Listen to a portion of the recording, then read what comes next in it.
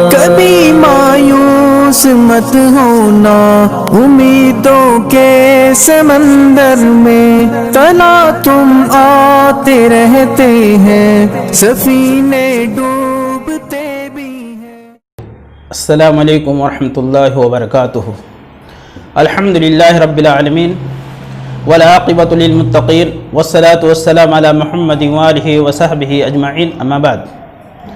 ناظرین کرام، آج کے درس کا موضوع ہے حالات سے مایوس نہ ہوں۔ حضرات گرامی، جب سے ہندوستان آزاد ہوا ہے آج تک اس دھرتی پر ایسے حادثات اور واقعات رونما ہوئے جس سے بظاہر یہ محسوس ہوتا تھا کہ ہندوستان میں اسلام کی کشتی اب ڈوبی کی تب ڈوبی، یعنی ہمیشہ کے لیے اسلام اور مسلمانوں کو جڑ سے ختم کر دیا جائے گا، چاہے ان حادثات کا تعلق مسلمانوں کو ان کے دین سے برگشتہ کرنے سے متعلق ہو یا مسلمانوں کے سیاسی زوال سے ہو یا مسلمانوں کے اوپر ڈھائے جانے والے مظالم سے ان کا تعلق ہو۔ حقیقت میں ان حادثات اور واقعات سے مسلمانوں کا اربوں کی ملکیت کا نقصان اور لاکھوں جانوں کا نقصان ہوا ہے۔ لیکن ایک مسلمان ہونے کے ناطے سے جب ہم اس حالات کا جائزہ لیتے ہیں تو ہمیں یہ 74 سال میں جو حادثات رونما ہوئے وہ حالات کا رزلٹ اور نتیجہ دعوتی اعتبار سے مسلمانوں کے حق میں جاتا ہے۔ مثلا بابری مسجد کی شہادت 6 دسمبر 1992 میں ہوئی۔ ہندوستان کے شرپسندوں نے اس کی اینٹ سے اینٹ بجا دی اور ہمیشہ کے لیے اس بابری مسجد کے نام و نشان کو مٹا دیا۔ لیکن اس بابری مسجد کی شہادت کے بعد اگر مسلمانوں کے اربوں کی ملکیت کا نقصان ہوا، ہزاروں جانیں گئیں، لیکن یہ حقیقت ہے کہ اس حادثے نے مسلمانوں کے تعلیمی، سیاسی، اقتصادی، معاشی طور پر بیداری لانے میں اس حادثے نے بہت اہم رول ادا کیا ہے۔ آپ ذرا دیکھیں کہ جب ہندوستان آزاد ہوا اس وقت مسلمانوں کی شرح تعلیم صرف 16% اور 1992 تک یعنی کل 45 سال میں مسلمانوں کی شرح تعلیم اگر بڑھتی ہے تو صرف 17% بڑھ کر کے 33% تک جاتی ہے۔ لیکن بابری مسجد کی شہادت کے بعد مسلمانوں کا تعلیمی گراف 28% بڑھ جاتا ہے۔ گویا کہ 28 سال کے اندر 25 سے 28% بڑھنا یہ مسلمانوں کی بہت بڑی کامیابی تھی جو اس حادثے کے بعد مسلمانوں کو سوچنے پر مجبور کیا تھا، اور اسی چیز نے مسلمانوں میں تعلیمی شعور کو پیدا کیا تھا۔ حضرات گرامی، اسی طریقے سے ہندوستان میں مسلمانوں کے تعلیمی ادارے، کالجز اور اسکول، ان کی ایک بڑی تعداد موجود تھی، اس میں کوئی شک نہیں۔ لیکن بابری مسجد کی شہادت کے بعد مسلمانوں نے گویا کہ ہندوستان کے اس وسیع و عریض خطے میں مدارس کا، اسکولوں کا، کالجز کا ایک جال بچھا دیا۔ میں دور نہ جا کر کے صرف شہر بنگلور کی مثال پیش کرتا ہوں کہ اس شہر کے اندر بابری مسجد کی شہادت سے پہلے مسلمانوں کے تعلیمی ادارے، اسکول اور کالجز، ان کی مجموعی تعداد 100 سے بھی کم تھی، لیکن اس وقت وہاں پر صرف ایک شہر میں 500 سے لے کر کے 800 کے بیچ میں تعلیمی ادارے مسلمانوں کے اس شہر میں چل رہے ہیں۔ ایک کتنی بڑی بیداری آئی مسلمانوں میں۔ اگر مسلمان بیدار ہو جائیں تو یہاں کے برادران وطن بھی ان سے کانپنے لگ جائیں گے۔ اسی طریقے سے معاشی اعتبار سے مسلمانوں کے اندر استحکام پیدا ہوا، تعلیمی بیداری کا نتیجہ یہ آیا کہ مسلمان تعلیمی طور پر مضبوط ہوئے اور معاشی طور پر بھی مضبوط ہو گئے. اور سب سے بڑا فائدہ یہ ملا کہ اس سے پہلے بابری مسجد کی شہادت سے پہلے مسلمان مشترکہ مسائل کو ایک پلیٹ فارم سے نہیں اٹھاتے تھے، انہیں کوئی دلچسپی نظر نہیں آتی تھی.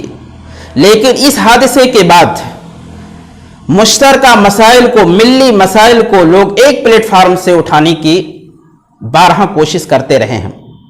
تازہ مثال ہمارے سامنے موجود کہ NRC کے مسئلے میں ہندوستان کے طول و عرض میں جب آواز اٹھی، اور میں ایسے موقع پر میں مبارکباد دیتا ہوں اپنے ان ماں اور بہنوں اور بیٹیوں کو، اور جامعہ ملیہ کے ان بھائیوں کو، علی گڑھ کے ان بھائیوں کو جنہوں نے اس قانون کے خلاف آواز اٹھائی، اور ان کی آواز میں اتنی قوت تھی جس قوت کی بنیاد پر حکومت کو بھی پیچھے ہٹنا پڑا.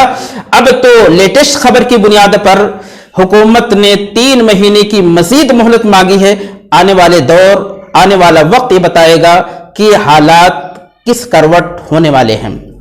ناظرین کرام، اسی طریقے سے دعوتی اعتبار سے ہندوستان میں 1992 کے بعد مسلم دعات نے، علماء اور مبلغین نے جس طریقے سے غیروں کے بیچ میں دعوت کا کام کیا ہے، جس طریقے سے انہوں نے اللہ کے پیغام کو، نبی محترم کے پیغام کو پہنچانے کی کوشش کی ہے، اس سے پہلے اس کا تصور نہیں ہو رہا تھا.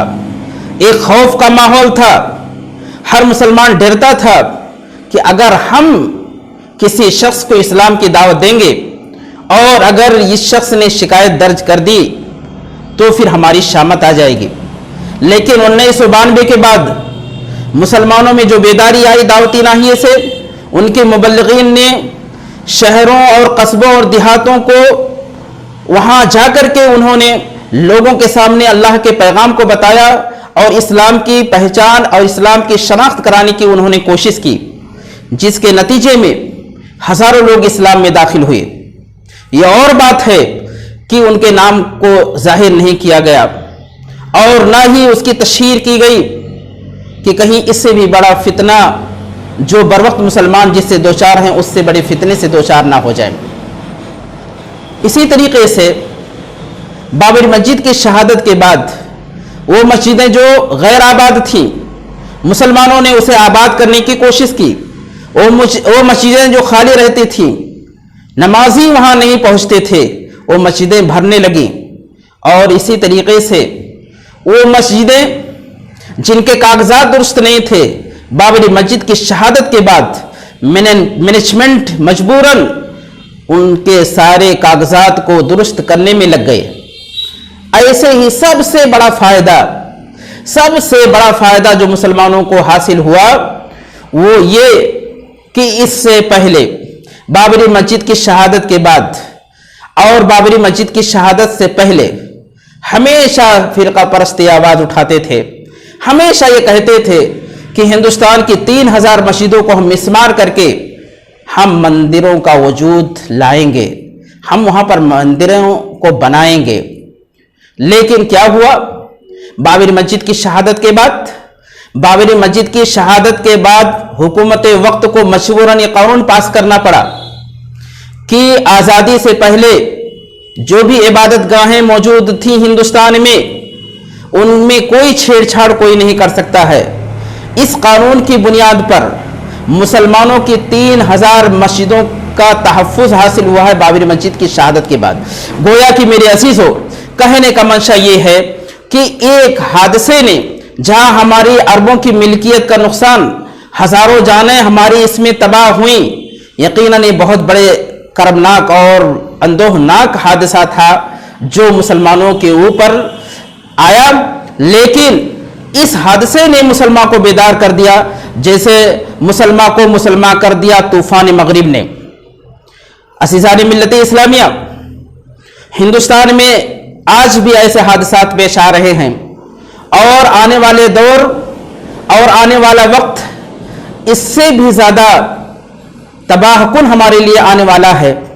ہمیں ایسے وقت میں ہوشیار ہونے کی ضرورت ہے اور ایسے وقت میں ہمیں بڑی ہی سمجھداری، بڑی ہی دانشمندی اور بڑے ہی اتحاد کا ثبوت پیش کرنا ہوگا، تب جا کر کے یہ باطل طاقتیں ہمارے سامنے گھٹنا ٹیکنے پر مجبور ہوں گی، ورنہ ہمارے آنے والے لوگ، ہماری آنے والی نسلوں کے لیے حالات بہت برے بنائے جا رہے ہیں۔ حضرات گرامی، تو حادثہ کچھ بھی آئے، یہ حادثات ہمیشہ رہنے کے لیے نہیں، حادثات آتے ہیں گزر جاتے ہیں، حادثات واقعات پیش آتے ہیں گزر جاتے ہیں۔ ایک دانشمند آدمی حالات کا جو جائزہ لیتا ہے، اس کے رزلٹ اور اس کے نتیجے پر وہ اس کی نگاہ جا کر کے ٹکنی چاہیے کہ جناب محمد رسول اللہ صلی اللہ علیہ وسلم نے صلح حدیبیہ کے موقع پر دب کر کے صلح کی تھی۔ حالات تو یہ تھے کہ صحابہ کرام جناب محمد رسول اللہ صلی اللہ علیہ وسلم کے پاس آ کر کے کہتے تھے کہ اے اللہ کے رسول، کیا آپ سچے رسول نہیں؟ کیا یہ ہمارا دین سچا نہیں ہے؟ اس کے اور شکایت کرنے والا وہ انسان جس کو جناب محمد رسول اللہ صلی اللہ علیہ وسلم نے مصلی پر اپنے جھولی پھیلا کر کے رب سے مانگا تھا، وہ عظیم شخصیت بھی نبی سے بار بار مراجعہ کر رہی ہے کہ اللہ کے رسول، کیا ہمارا دین، جس دین کو آپ لے کر کے آئے ہیں، سچا نہیں ہے؟ اس کے باوجود نبی کریم صلی اللہ علیہ وسلم نے صلح کیا۔ وقتی طور پر کافروں کو خوشی میسر ہوئی، وقتی طور پر کافروں کو یہ لگا کہ ہم نے ان کو دبا دیا، ہم نے ان کو کچل دیا، جناب محمد رسول اللہ صلی اللہ علیہ وسلم کا مشن اب جزیرہ عربیہ میں نہیں باقی رہ سکتا ہے۔ لیکن میرے دوستو، کیا نتیجہ نکلا کہ 1,500 کی تعداد، صلح حدیبیہ سے پہلے مسلمانوں کی تعداد 1,500 تھی، اور کیا ہے، مکہ فتح ہوتے ہوئے 10,000 پہنچتی ہے، اور 10 ہجری میں جب آپ صلی اللہ علیہ وسلم نے حج کیا ہے، اس وقت مسلمانوں کی تعداد 1 لاکھ سے زیادہ ہو جاتی ہے۔ تو ان تمام جو حادثات تاریخ نے ہمارے سامنے نقل کیے ہیں، ان سارے واقعات سے ہمیں سبق لینے کی ضرورت ہے۔ ہمیں حالات سے مایوس ہونا نہیں ہے۔ یہ دشمن ہم کو مٹانے کی کوشش ضرور کرتے رہیں گے، ہمیں تعلیمی طور پر پسپا کرنے کی کوشش، معاشی طور پر مفلوج کرنے کی کوشش، اقتصادی طور پر ہم کو ناکارہ بنانے کی پلاننگ، یہ سب کچھ کرتے رہیں گے۔ ہماری اور آپ کی ذمہ داری ہے کہ ہم منصوبہ بند طریقے سے مقابلے کے لیے میدان میں اتریں، جس کے لیے ہمیں تعلیم کے اسلحے کو اپنانے کی ضرورت ہے۔ ہمیں مایوس نہیں ہونا ہے، ہمیں حالات سے نہیں گھبرانا ہے، ہمیں حالات سے نہیں پریشان ہونا ہے، اور بلکہ ہمیں اللہ کی نصرت و تائید پر ایسے ہی یقین ہے کہ جیسے اس دن پر ہمیں یقین ہے، رات کے وجود پر ہمیں یقین ہے، ایسے ہی ہمیں اللہ کی نصرت و تائید پر یقین ہے۔ عزیزان ملت اسلامیہ، حالات تاریخ میں اس سے بھی زیادہ المناک رہے ہیں۔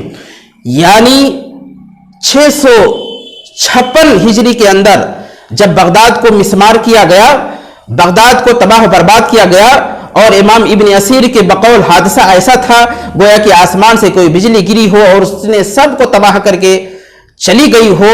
ایسے حادثے کے بعد مسلمانوں کو ایسے جاباز لوگ ملتے ہیں، وہی تاتاری جنہوں نے اس شہر کو کھنڈرات میں تبدیل کیا تھا، وہی تاتاری اسلام کے اندر جب داخل ہوتے ہیں تو ایک زمانے تک اسلام کی پاسبانی کرتے ہیں۔ پاسباں مل گئے کعبے کو صنم کھانے سے۔